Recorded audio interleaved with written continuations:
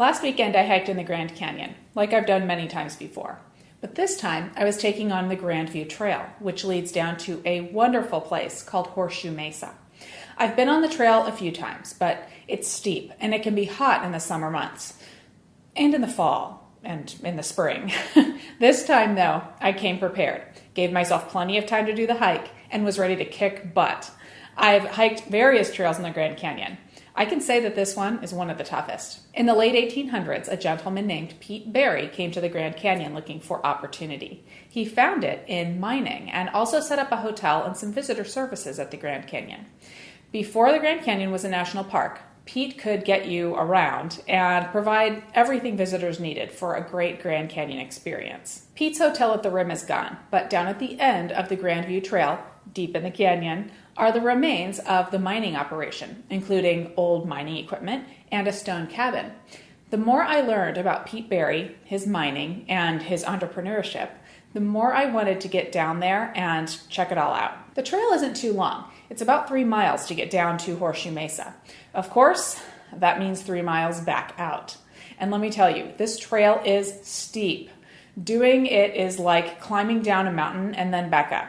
You descend 2,500 feet in those 3 miles. It's a mix of some dirt and rock grail, some rock and wood steps, some cobblestone riprap, and a little bit of rock scrambling.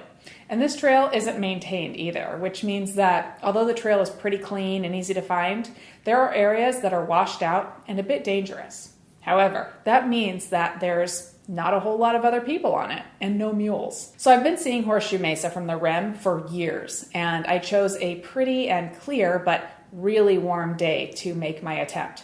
I knew it would be about 90 degrees Fahrenheit as I descended, but I was determined. By the way, there isn't any fresh water anywhere along this trail. You have to bring what you need. I brought a full camelback of 100 ounces, plus a container of coconut water for hydration and electrolytes, and lots of snacks. I like to bring fruit and veggies because I like them, but also because they have good water content. I was so happy when I made it to the ruins of Pete Barry's cabin at the end of the journey down. From where I was, there really aren't any great views down into the canyon from at least where I stopped, but there are other opportunities to extend your hike when you get to the mesa. You can go around the mesa and even connect to other trails that will lead you to other areas of the canyon. I saw a few people with packs that appeared to be doing multi-day hikes.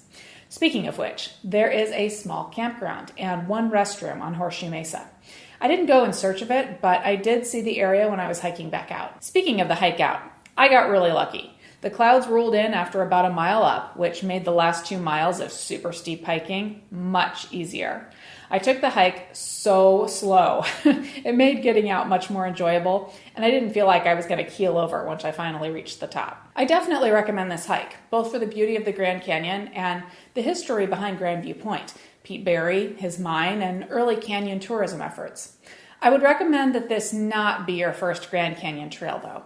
I made it out, but it kicked my butt. If you're thinking about a one-day hike of the Grandview Trail, I'd get some experience with the Bright Angel Trail before embarking on the Grandview. One thing to keep in mind is at the rim of the Grand Canyon, you're well over a mile high. Grandview Point is 7,400 feet. This means that as you're hiking out, you're going up in a hurry and the air gets thinner and thinner as you go. Anyway, if you're up to a challenge and you enjoy history, the Grandview Trail definitely qualifies as an amazing hike.